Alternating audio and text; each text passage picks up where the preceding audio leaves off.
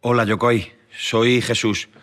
Te he escuchado en alguna charla hablar sobre los conceptos de Ikigai y Shimei. Y me gustaría que explicara su significado y nos diera algún ejemplo. Muchas gracias. Ikigai y Shimei. Bueno, Shimei es propósito de vida, lo que vine a hacer a este mundo. Y habla de hacer. Y una de las conclusiones del Shimei más importante es que tiene que ver con el ser humano, con servicio al prójimo. En el proceso, uno en el Shimei a veces dice, no me interesa el ser humano, me interesan las tortugas, quiero salvar tortugas. Las tortugas son más lindas que el ser humano, son inofensivas, voy a salvarlas. Pero siempre cuando se va avanzando, dice, bueno, necesito más seres humanos para salvar más tortugas.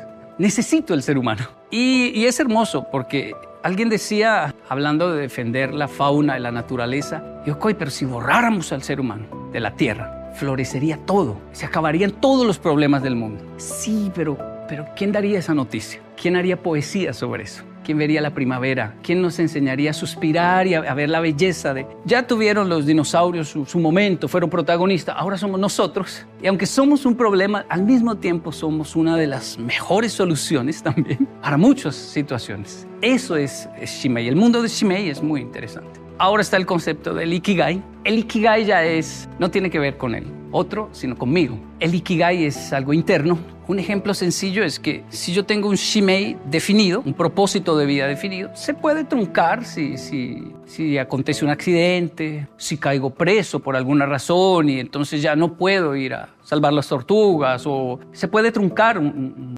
propósito si pierdo mis manos, entonces debo cambiar a otro. Pero el Ikigai no se trunca por nada. Si caigo preso, allí florece también el Ikigai. Si pierdo mis manos, florece aún más. El Ikigai es algo que viene adentro, es de adentro.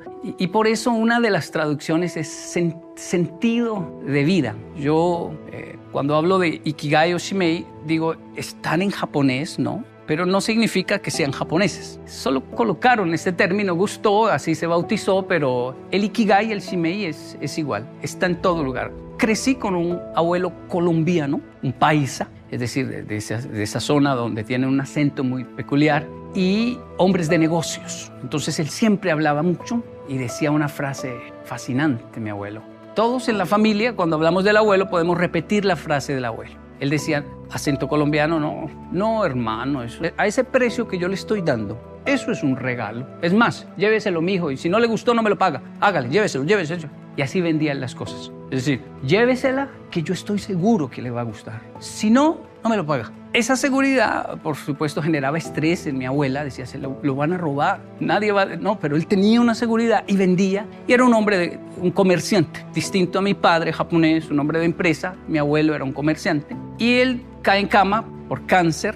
Yo viajo de Japón con 16 años a visitar al abuelo en su lecho, donde ya le habían dicho en el hospital, llévenlo a la casa para que muera, parta con sus familiares. Y yo fui a Colombia a mis 16 a ver al abuelo. Y la abuela me contó, ¿cómo le parece la que me hizo Jaime Gómez, mi abuelo? ¿Qué hizo, abuelita? Me dijo, pláncheme todas las camisas y los pantalones y cuélguemelos ahí al frente, por favor. Quiero verlos, dijo. Entonces le planchamos todas las camisas y los pantalones. Todos los días venían muchas personas a visitarlo porque él influyó en muchos, así que me decían eran 5, a veces 10 personas diario tocaba recibir porque el abuelo lo conocía mucha gente y todos venían a desearle que se mejorara y se veía la tristeza en las personas, a ver a aquel hombre tan fuerte postrado en una cama, pero él algo les decía y todos se llevaban una camisa, un pantalón. Y mi abuela se acercó a la puerta y escuchó la frase, eso es un regalo y a ese precio que le estoy dando, no, es un regalo, hermano. Lléveselo. Vendió todas sus camisas, sus pantalones. Y mi abuela le dijo, qué vergüenza, Kenji, yo sentí una vergüenza. Nunca hemos estado tan mal en la familia como para tener que vender la ropa. Y el abuelo, ¿por qué hizo eso? ¿Por qué él es así? Él dijo, ya no voy a usar esto, ya no me paro de aquí, yo ya me voy a ir. Y esas camisas me las puse una vez nomás, unas son de Noruega, de Japón, me las envió. Los hijos por el mundo le enviaban camisas, su gusto. Y él las vendió todas, dejó su mesa de noche llena de dinero, porque su Ikigai era vender Y no lo hacía por dinero, es que una persona que tiene Ikigai no puede dejar de hacer su Ikigai. Entonces son esas personas que uno les pregunta, pero le pagan igual, ¿por qué llega más temprano? Le pagan igual, ¿por qué no sale ya? No, es que no puedo dejar esto sin terminar. ¿Pero por qué? No saben ni explicarlo, pero es por su Ikigai. Trabajar con personas que tienen Ikigai es satisfactorio. Obviamente requieren su pago, quieren su pago, pero no lo hacen por eso. Lo hacen por su Ikigai. De ahí que cuando una abuela, la familia prosperó y le dicen, abuelita, ya no tiene que cocinar, ya no tiene que hacer ni café ni nada. Si la abuela dice, no, porque me muero. Si no me dejan hacer la comida, el café, y realmente va a morir más rápido si le quitan su Ikigai. Esos son los dos conceptos, ¿no? Bastante largos. Resumiéndolos un poco de Ikigai y Shimei. Jesús, gracias. He notado que, como tú, me fascina el concepto de la felicidad y me gustaría saber si nos puedes dar un concepto de lo que es la felicidad y si tienes alguna historia conmovedora que quieras compartir. Yo aprecio los dos conceptos profundamente, la felicidad y la tristeza, y van de la mano siempre. Lo que pasa es que lo que no logro dominar es el algoritmo de las redes, entonces pareciera que siempre estuviera hablando de la felicidad, pero hay una belleza enorme en la tristeza, en aceptarla, en vivirla, en recepcionarla. Una niña, después de mucha terapia, de hablar mucho con su terapeuta, aprendió a que cuando tenía momentos de tristeza profunda, no salía, porque antes lo que hacía era salir de fiesta, salir de rumba, buscar a alguien que la sacara de ese entorno, y aprendió a que cuando estaba triste, incluso la llamaban y le decían, ¿vamos a salir? No, tengo visita. ¿Tiene visita? ¿De quién? No, una amiga. La amiga tristeza me visita. Y en terapia entendí que debo recibirla, atenderla. Así como atiendo la alegría y me voy de fiesta y hago cosas cuando estoy alegre, bueno, ahora estoy triste y tengo que sufrirla, porque si la evado y me voy de fiesta y obligo mi cerebro a ser feliz y le doy solo dopamina, la tristeza cada vez va a llegar con más fuerza y va a ser muy peligroso. Así que lo mejor es recibirla y despacharla. Dicho esto, yo entré en una profunda tristeza en Japón, porque soy latino, como notarán, mi nombre, mi fisionomía, pero yo soy latino. Creo que mi esposa es más japonesa que yo. Sí, es más pragmática. Yo soy muy latino, pero llegué a Japón con 10 años y pues era un niño que hablaba mucho, que no reprimieron al expresar lo que sentía. Y llego a un país donde no entiendo y no me entienden. Y entro en un silencio de meses solo mirando, un silencio profundo, que después entendí lo importante que fue para mí este silencio, pero me dio mucha tristeza, me generó mucha tristeza. Y los otros niños, algunos llegaron a ser crueles conmigo, como el bullying de Kenji, que Kenji no entiende nada, mándenlo para el salón 8. Yo era del salón 5, éramos del salón 5. Existía el salón 6, pero no el 7. O sea que el 8, yo deduje, debe ser como una forma japonesa de decir que lo manden para el infierno porque no entiende nada. Algo así. Caminando por la escuela descubrí que sí existía el salón 8. Salón 8. Lo recuerdo hasta hoy. Fui muy feliz en el salón 8. Me paré en la puerta del salón 8 a mirar y decir, aquí es donde me envían siempre que no entiendo algo. Y cuando miro hay una maestra con 7 alumnos, la mayoría con síndrome de Down. Era el salón de los niños especiales, el salón 8. Estaban jugando con plastilina, masilla de color. Caían mucha saliva a los pupitres. La maestra tenía una toalla y cada uno tenía una toallita y con eso limpiaba la boquita de los niños y una para limpiarlos. Yo quedé hipnotizado viendo esa escena y comencé a sentir mucha rabia porque dije, por eso me enviaron al salón. Hasta eso me demoré al entender. Ya sé lo que me quieren decir.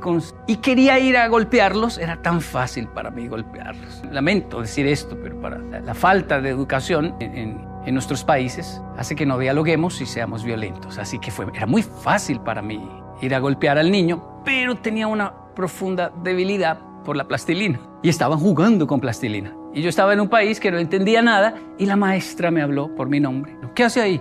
Entre. Dijo una palabra que me enganchó. Ayúdeme. Yo entendía muy bien la palabra ayúdeme, porque el maestro le decía a todos, ayuden a Kenji, ayuden a Kenji, ayuden a Kenji, lleven a Kenji, traigan a Kenji. No entendía nada. Y ahora la maestra dice, Tetsudate, ayúdeme. Pero yo, ¿para qué sirvo? No sirvo para nada. No entiendo. ¿En qué le puedo ayudar? Y me dijo, siéntese ahí, no deje que Kaoru se coma la plastilina.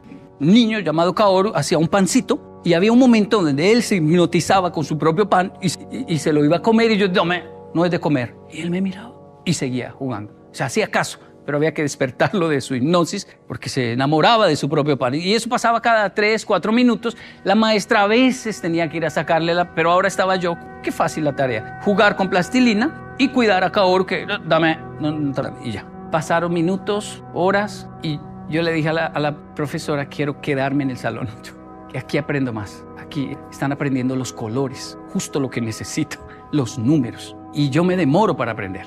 Pero ellos se demoran más porque son muy felices y solo quieren jugar. Entonces ellos sí aprenden, pero tienen uno que enseñarles con canciones, con juegos. Y era justo lo que yo necesitaba. Además me sentía como un profesor improvisado. Pasar de no entender nada en un salón así mirando al aire, 3 tipos de escritura, ahora ser el profesor de unos niños que se están comiendo la plastilina y yo les digo que no, y cantemos, y ahora los colores, y otra vez los colores. La maestra abogó por mí con los otros maestros, déjenme a Kenji aquí en el salón 8. Él realmente aquí es funcional y va aprendiendo, yo le enseño. Me quedé en el salón 8, lo que comenzó como un bullying y que me generó mucha tristeza, me sacó de la tristeza. Salón 8, fui muy feliz en el salón 8. Y también creo que inconscientemente me acercó a una problemática social que tal vez me generó esta inclinación a lo que hoy hago, que es el tema de lo social, ¿no? Así que no sé si sirva, pero evadir la tristeza a veces es evadir la misma felicidad.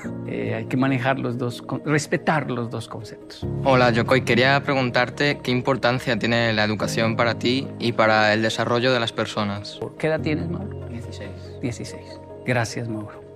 Mauro, yo estoy muy sorprendido positivamente por lo que pasa con la educación actual, porque hablo con mis hijos y hay algo dentro de mí, o en realidad es alguien dentro de mí, que no quiere mucho a mis hijos, y es el Kenji de mi infancia. Yo amo a mis hijos, pero mi niño interior los odia un poco, porque mi niño interior no entiende por qué tienen tantas facilidades cuando él no las tuvo. Y por qué nos obligaron a leer, nos obligaron a escribir, nos obligaron a la educación. Y ahora ellos tienen la opción de qué quieren estudiar, de qué quieren comenzar a leer, si no, escojan el libro que quieren leer. Y eso le molesta a mi niño interior. Pero cuando hablo con mis hijos, saben mucho más de lo que yo sabía a la misma edad. Y eso me impresiona muchísimo. Y cuando les pregunto, ¿pero por qué sabe eso? O sea, ¿dónde lo leyó? No, lo escuché a un profesor que es youtuber, un maestro que es tiktoker. ¿Por qué sabe tanto de química? ¿Por qué le está yendo bien en química? Es que yo sigo Hay un hombre fascinante que sigo con mis hijos, Hassan Taolalla. Él es científico y trata todos esos temas. Pero la forma en que los trata es: ¿y qué pasaría si Superman corre a esta velocidad e intenta detener un tren?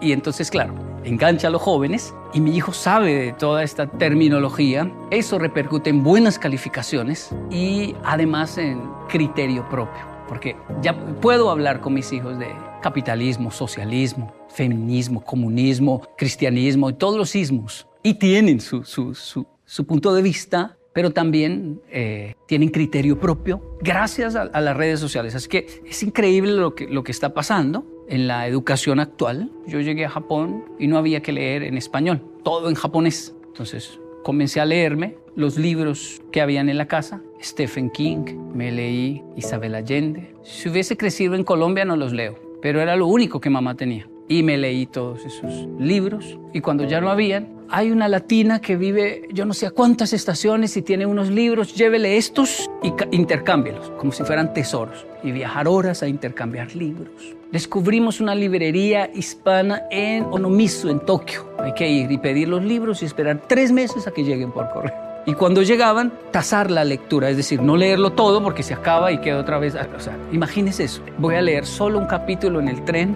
para en unos días leo el otro y lo releo y le saco conclusiones que ni el autor se imagina por el hambre que yo tenía de lectura en Japón. Entonces, creo que son 2 escenarios increíbles que demuestran que el ser humano con mucha hambre crece, pero también cuando hay tantas opciones, ¿no? También es fascinante. Así que es una generación que me impresiona mucho y me gusta hacia dónde va la educación, me gusta mucho. Fue más fácil para mí, Mauro. Fue mucho más fácil para mí que para ti, porque yo solo tenía una opción, solo una opción: ser traductor y estudiar humanidades y no más. ¿Qué quiere hacer Kenji? Eso. ¿Y por qué? Siente una pasión profunda porque no hay sino eso. Es más difícil para Mauro. Cuando le muestran tantas, es muy difícil, el cerebro sufre. Y el adulto es muy cruel, dice, pero mire, yo solo tenía eso y lo hice, ¿cómo no va a poder con todo lo que le estamos dando? Pues eso es lo difícil. Es increíble, pero cuando uno está en una nevera, y si solo hay una salchicha y unos huevos, adivine qué vamos a comer. Y vamos a hacer un plato. Pero cuando la nevera está llena, el cerebro sufre tanto que incluso teniendo hambre, la ansiedad se la quita y dice, no sé, es que no sé qué comer porque está llena. Ustedes son de una época que tiene la nevera llena de opciones y por eso la tienen difícil. Mis hijos, Mauro, la tienen muy difícil y no piense que es anormal o es desagradecido por no saber ni qué estudiar. Es normal, es muy difícil esta época, pero bueno, es lo que hay. Tiene también su parte fascinante, como lo dije al principio. Hay maestros que nos marcan de por vida. Es una vocación maravillosa.